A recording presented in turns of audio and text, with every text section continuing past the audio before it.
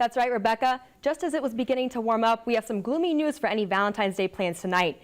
There's a flash flood watch in effect starting tonight at 7 p.m. and lasting 3 whole days. Counties in southeast Ohio, including Athens, Meigs, Vinton, Jackson, and more, should expect around 1 to 3 inches of rain accumulating until Friday night. We recommend you be prepared for the potential flooding coming this way. Ask authorities about relocation routes, check your basement as the rain starts to pick up, and prepare a flood kit just to be safe. And I'm Taylor Bruck. While the snow is coming down, it seems like it's going to clear up this afternoon. Taylor Pacelli is going to tell us when.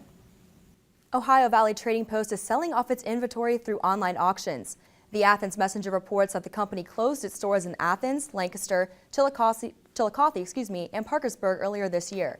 An affiliated pawn shop, Ohio Valley Trading and Exchange on Stimson Avenue in Athens, was still open on Tuesday. Online auctions for the Ohio Valley Trading Post store on Route 13 and the affiliated pawn shop on Stimson end March 26th. When it turned midnight in Madrid, women gathered at the Central Square and started banging on pots. They want people to pay attention to serious issues like unfair wages and domestic violence and are calling for an end to equal pay and unsafe working conditions. Spain is seeing some of the largest walkouts, but women around the world are also on strike today to call for a global work stoppage. Nothing brings people together like food. This week, Athens residents and the campus community came together with the other side of the globe to enjoy South and Southeast Asian Languages Awareness Week, and part of that event centered on food. Newswatch at Noon reporter Matt Lakritz tells us how the participants got a taste of other cultures. Indonesian dancing was also highlighted in Tupper Hall yesterday afternoon. Today there will be a Thai novel exhibit followed by a costume photo booth in Tupper Hall. A school shooting in Alabama has left a community in Birmingham on edge. One student is dead and another critically injured after an accidental shooting during dismissal time at Huffman High School in Birmingham. Police said at least 2 gunshots were fired, killing a 17-year-old female student and injuring a 17-year-old male student. As police investigate, the principal canceled classes to secure the school. Also in Alabama, police arrested a 64-year-old man for allegedly shooting up a restaurant. The owner of the restaurant was killed and 3 others were taken to the hospital. Well, it was very cold this morning, a lot of snow. I think our viewers would have to agree. Weather anchor Taylor Pacelli is going to tell us if the snow is going to stay or go. That is very good, especially for the weekend. Thank you, Taylor. There's a lot going on this weekend here in Athens. Yes, there is even an event for cat lovers at Arts West. Take a look at our community calendar to find out what else is happening this weekend. Today, right now in Athens, it's mostly cloudy with 48 degrees right now. Temperatures are rising throughout the week, so that is a plus for Valentine's Day. We do have a lot of rain coming in, as I mentioned earlier. We do have a flash flood. As you can see, we do have a lot of rain coming into the southeast region of the United States. Athens and surrounding areas, we'll see a lot of rain that comes up into those areas, so be prepared for any flooding that may occur, especially around the Hocking River, etc. At 8 p.m. tonight will be 54 degrees with a 75% chance of rain. As I said earlier, the rain is starting around 3 to 4 p.m., but the flash flood watch begins around 7 p.m., so watch out for that. Heading in around midnight, it'll be 55 degrees with 55% rain showers. The rain will dim down as we go in tonight, but it will restart up again tomorrow morning. 6 a.m., 55 degrees, 55% rain showers. An Ohio University student has pleaded guilty to a charge of conspiracy to engage in a pattern of corrupt activity. Zachary Vaughn was sentenced to 36 months in prison. This follows the arrest of 2 Ohio University students last December when they were found to be selling narcotics using the dark web. The other student, Cody Wooten, pleaded guilty to the same charge last month and got the same sentence. 2 Athens County residents have been indicted in the death of an infant. Christina Hazlitt, the child's mother, and Jerry Anderson, her boyfriend, were indicted on charges of murder, involuntary manslaughter, permitting drug use, domestic violence, and endangering children. Both pled not guilty to the charges. OU has been working on getting resources to build new dorms on South Green for some time now. But while the planning process continues, some students say they're living in substandard conditions and they'd like relief now. Newswatch at Noon reporter Matt Lakritz is live on South Green to tell us about how these students are coping with crumbling walls, leaky pipes, and buildings in a general state of disrepair.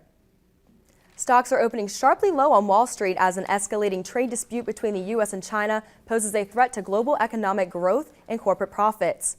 The Dow Jones Industrial Average fell about 500 points at the open. The Trump administration published a list of 1,300 Chinese exports it could target with tariffs. China came back and announced a list of U.S. products that might be subject to a 25% tariff in retaliation for the proposed U.S. tariffs. Kasich said any decision on making a bid for the White House would come 9 months from now after his term as Ohio governor has ended. It's crazy that it's snowing in April, but thank you, Michelle. Thank you so much. Several professionals are coming to Ohio University's campus today to speak to the public about topics ranging from supernova remnants to music technology. We'll be back tomorrow at noon to look at what OU students think about gun control as your student senate votes on anti-gun resolution. Stay dry and thanks for watching. Yes, in 2 weeks, even the kids of Athens County will be getting ready for baseball season. Those who aren't in high school traditionally play Little League, but here in Athens, kids have another option. Newswatch at Noon reporter Augie Newth tells us about a baseball league that takes it to the field regardless of the weather. Head over to woub.org to find out more about Athens Sandlot's opening day plans. The Ohio Bobcats baseball team will begin conference play this weekend. Coach Rob Smith is entering his 6th season and will be trying to win the MAC once again. The Bobcats are set to play tomorrow against Bowling Green, starting at 3:05. The Bobcats are 11-8 so far this year and will try to take down the struggling Falcons. Bowling Green has only won 4 games and has lost a whopping 16 times. In softball, the Ohio women's game against Dayton was postponed, but that didn't stop the team from celebrating an anniversary. Ohio softball tweeted a video in honor of Coach Jody Hermanek's 10th year coaching at OU. The March 21st game has been postponed to a date that is to be determined. The Bobcats will now open the home portion of their schedule starting tomorrow when they begin Mid-American Conference play against Central Michigan. Ohio's game on March 23rd is set to begin at 4 p.m. at the Ohio softball field. The series will conclude Saturday, March 24th with a doubleheader scheduled to start at 1 p.m. Now going from the diamond to the track, the Ohio track and field team kicks off the 2018 outdoor season at the Adidas Winthrop Invitational this weekend. The Invitational is hosted by Winthrop University in South Carolina. Action will begin on Friday with field events at 2 p.m. and the running events at 3. Ohio finished their indoor season strong in 12th place at the 2018 Indoor Track and Field Mid-American Conference Championships earlier this year. Speaking of upcoming sports, 4 sports teams at Eastern Michigan University will be cut following the 2018 spring season. The wrestling, women's softball, men's swimming and diving, and women's tennis teams are all set to be cut as part of EMU's efforts to restructure its overall budget. The move will affect over 80 student athletes and save the university over $2 million. EMU previously led the MAC with 21 sports, but will now have 17, including 7 men's sports and 10 women's sports. In the Sweet 16 of the NCAA tournament, there are lots of games going on tonight and into this weekend. Tonight in the South region, underdogs Loyola and Nevada play each other, and Kansas State plays Kentucky. In the North region, Texas A&M plays Michigan, and Florida State plays Gonzaga. Tip-off for the first game of the night is set for 7:07 p.m. Friday games include Clemson versus Kansas, West Virginia University versus Villanova, Syracuse versus Duke, and Texas Tech versus Purdue. Get excited, everyone. The Elite Eight is only 2 days away. From college to the NBA, the Cleveland Cavaliers pulled out a big victory last night over the Toronto Raptors, who currently hold the #1 seed in the Eastern Conference. The Cavs won a close game with a final score of 132-129. A clutch three-pointer by Kevin Love late in the fourth quarter helped seal the victory for the Cavs. LeBron James had a game-high 35 points along with 17 assists and no turnovers. This makes LeBron the first player in NBA history to have more than 15 assists without committing a turnover.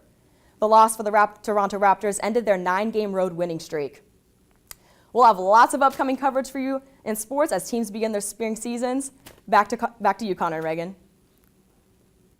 What better way to showcase inclusivity than by bringing the community together with food, education, fun, and games? And while these events seem like just a fun time, for international students, this week has a much deeper meaning. For some students, this is just a pretty sight, but for others, the flags have a very different meaning.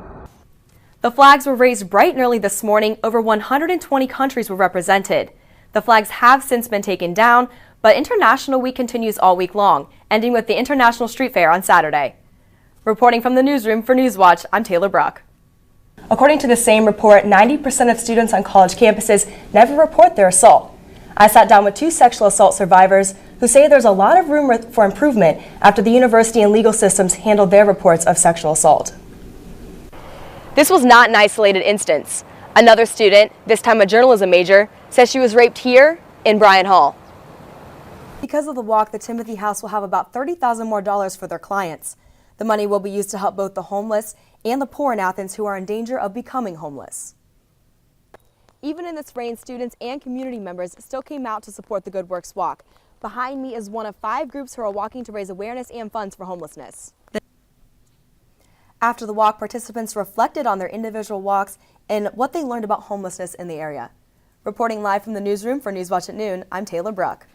That's right, the Athens County Board of Developmental Disabilities serves over 600 eligible people, about the same as surrounding counties, but here the county is much better at accommodating the disabled. Still, things could be better. Right here in Athens Community Center Gymnasium was where over 46 agencies, providers, and organizations came out to support and raise awareness for those with disabilities. Aiden Bucher was born with spinal muscular atrophy. She's been in a wheelchair for as long as she can remember. But this girl decided she wouldn't let that stand in the way of making a contribution to others with the same diagnosis. Aiden's Dream is a local nonprofit that started in Athens, but has expanded and helps kids with SMA all across America.